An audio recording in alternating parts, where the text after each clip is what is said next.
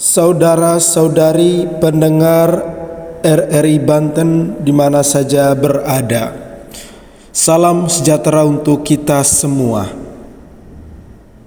Mari kita awali acara Mimbar Agama Katolik ini dengan doa. Dalam nama Bapa dan Putra dan Roh Kudus, amin. Ya Tuhan, Tuhan yang empunya tuayan, kami bersyukur karena Engkau telah menyatukan kami lewat mimbar radio RRI Banten ini. Kami mohon kobarkanlah semangat perutusan dalam diri kami, dan berilah kami kuasa untuk membawa damai, menyembuhkan luka, dan mewartakan kasih-Mu dengan cuma-cuma. Jadikanlah setiap kata, setiap rencana, dan setiap langkah dalam acara ini sebagai benih bagi tuayan-Mu. Santa Maria, Bunda para penginjil, doakanlah kami agar setia dalam panggilan ini. Demi Kristus Tuhan dan pengantara kami. Amin.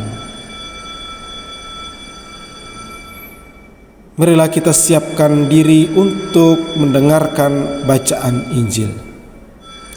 Bacaan diambil dari Injil Matius bab 9 ayat 36 sampai dengan bab 10 ayat 8. Melihat banyak orang itu, tergeraklah hati Yesus oleh belas kasihan kepada mereka, karena mereka lelah dan terlantar seperti domba yang tidak bergembala. Maka katanya kepada murid-muridnya, "Tuayan memang banyak, tetapi pekerja sedikit. Karena itu mintalah kepada Tuhan yang mempunyai tuayan, supaya ia mengirimkan pekerja-pekerja untuk tuayan itu." Yesus memanggil ke-12 muridnya dan memberi kuasa kepada mereka untuk mengusir roh-roh jahat dan untuk melenyapkan segala penyakit dan segala kelemahan. Inilah nama ke-12 rasul itu. Pertama, Simon yang disebut Petrus dan Andreas saudaranya, dan Yakobus anak Zebedeus dan Yohanes saudaranya, Filipus dan Bartolomeus, Thomas dan Matius pemungut cukai, Yakobus anak Alfeus dan Tadeus, Simon orang Zelot, dan Yudas Iskariot yang mengkhianati dia. Ke-12 murid itu diutus oleh Yesus, dan ia berpesan kepada mereka, "Janganlah kamu menyimpang ke jalan bangsa lain atau masuk ke dalam kota orang Samaria, melainkan pergilah kepada domba-domba yang hilang dari umat Israel. Pergilah dan beritakanlah, kerajaan sorga sudah dekat. Sembuhkanlah orang sakit, bangkitkanlah orang mati, tahirkanlah orang kusta, usirlah setan-setan. Kamu telah memperolehnya dengan cuma-cuma, karena itu berikanlah pula dengan cuma-cuma." Demikianlah sabda Tuhan. Terpujilah Kristus.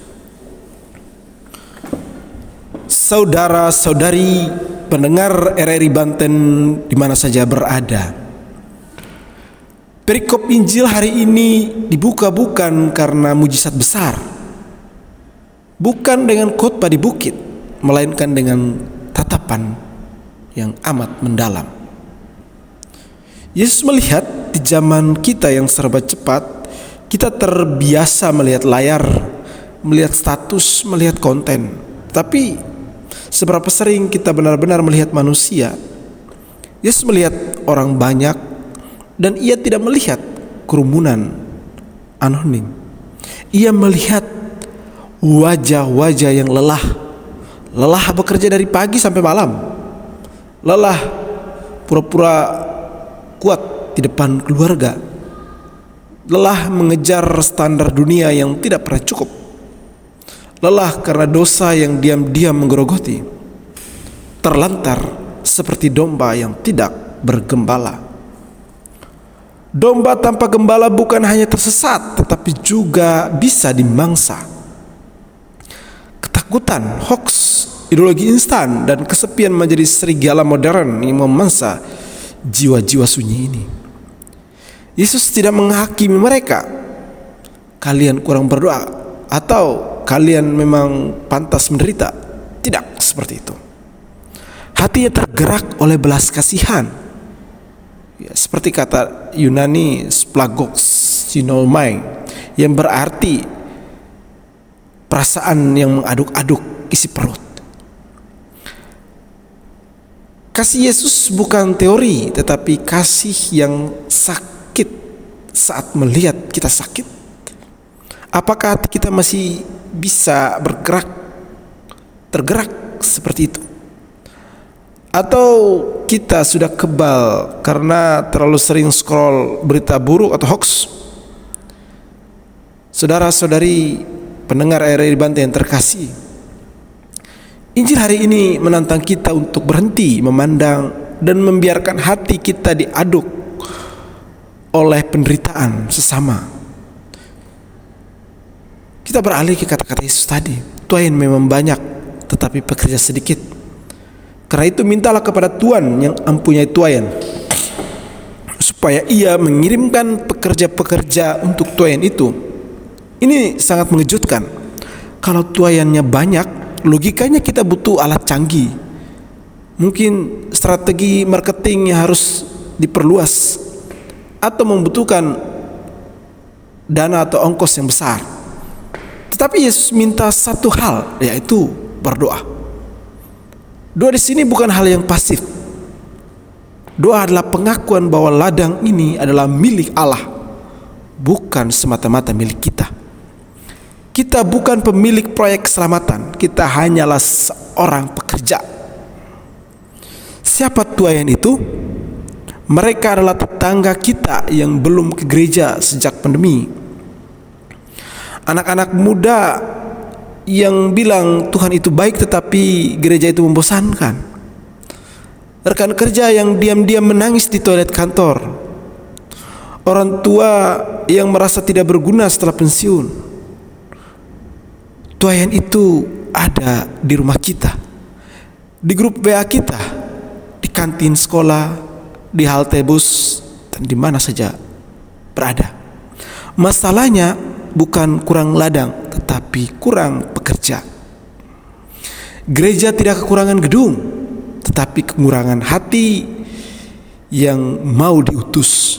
Kita sering berdoa, Tuhan ubahlah dunia, tetapi Yesus justru berkata lain, kamu yang aku ubah dulu, lalu kamu aku utus. Doa untuk bekerja biasanya dijawab dengan cara yang mengagetkan. Tuhan menunjuk kita melalui ke-12 muridnya, dan Matius mencatat nama-nama mereka satu persatu. Di antaranya Petrus, Andreas, Yakobus, Yohanes, Filipus, Bartolomeus, Thomas, Matius pemungut cukai, Yakobus anak Alfeus, Tadeus, Simon orang Zelot, dan Yudas Iskariot. Di sana ada nelayan kasar, pemungut cukai yang dibenci, pejuang politik Zelot, si peragu Thomas. Tidak ada yang layak secara CV rohani. Tetapi Yesus memanggil mereka dengan nama di hadapan Allah. Kita bukan nomor baptis, kita dipanggil dengan nama, dengan luka kita, dengan masa lalu kita. Matius tidak malu menulis Matius seorang pemungut cukai. Justru itu tanda bahwa anugerah mengubah identitas dari pengkhianat bangsa menjadi penulis Injil. Dari Simon Zelot yang mau angkat senjata menjadi rasul yang meletakkan senjata demi Injil damai. Kalau Tuhan bisa pakai Petrus yang menyangkal, Ia bisa pakai kamu yang pernah jatuh. Kalau Tuhan bisa pakai Yudas yang akan mengkhianati, artinya tidak ada yang terlalu rusak untuk dipanggil saat ini. Yang penting mau datang saat nama kita disebut. Kuasa yang diberitakan Yesus memanggil lalu memberi kuasa. Yesus memanggil ke-12 muridnya dan memberi kuasa kepada mereka untuk mengusir roh jahat dan untuk melenyapkan segala penyakit dan segala kelemahan. Kita tidak diutus dengan tangan kosong. Sakramen baptis dan krisma sudah memberi Roh Kudus kuasa yang sama, bukan untuk pamer mujizat, tetapi untuk melayani. Mengusir roh jahat hari ini bisa berarti melawan roh kebohongan di media sosial, roh individualisme atau membuat orang tak peduli, roh kecanduan gadget yang mengikat anak-anak, melenyapkan penyakit kelemahan. Bukan hanya soal fisik, ada penyakit yang bernama kesepian, ada kelemahan yang bernama putus asa. Hadirmu, pesan WA-mu yang tulus, telingamu yang mau mendengar, itu bisa menjadi obat pertama yang Tuhan pakai. Perintahnya sangat jelas, pergilah kepada domba-domba yang hilang dari umat Israel. Misi dimulai dari yang terdekat, dari rumah, kemudian dari komunitas. Jangan bermimpi mengubah dunia kalau kita belum berani menyapa tetangga-tetangga kita. Jangan sibuk retret kemana-mana kalau orang tua di rumah tidak pernah kita doakan. Yesus memberi strategi: sembuhkanlah orang sakit, bangkitkanlah orang mati, tahirkanlah orang kusta, usirlah setan-setan. Kamu telah memperoleh dengan cuma-cuma, karena itu berikanlah pula dengan cuma-cuma. Ada 4 perintah dan semuanya tentang memberi. Injil tidak bisa dijual, kasih juga tidak bisa dikomersialkan. Kita mengasihi karena kita sudah lebih dulu dikasihi. Kita mengampuni karena kita sudah diampuni. Saudara-saudari pendengar RRI Banten yang terkasih, Gereja Katolik hari ini hidup dari prinsip yang gratis. Itulah sebabnya pelayanan di lingkungan, katekesi umat, kunjungan orang sakit, semua lahir dari semangat yang telah kita terima dengan cuma-cuma. Karena itu jangan takut diutus. Diutus tidak berarti nyaman. Akan ada segala bentuk penolakan, akan ada yang menertawakan. Yesus sendiri ditolak di Nazaret, di kampung halamannya sendiri, tetapi ia tetap pergi karena kasih lebih kuat dari penolakan. Kita mengingat Santo Yohanes Paulus II pernah berkata, jangan takut, bukalah pintu bagi Kristus. Hari ini Kristus membuka pintu hatinya untuk dunia yang lelah. Lalu ia menoleh kepada kita dan berkata, sekarang giliranmu, pergilah, tuaian di sekitarmu banyak. Tuhan memberkati. Marilah kita berdoa. Tuhan, ajarilah kami melihat seperti Engkau melihat. Gerakanlah hati kami seperti hati-Mu tergerak. Dan ketika Engkau memanggil nama kami, berilah kami keberanian untuk menjawab, ini aku Tuhan, utuslah aku. Amin. Dalam nama Bapa dan Putra dan Roh Kudus. Amin.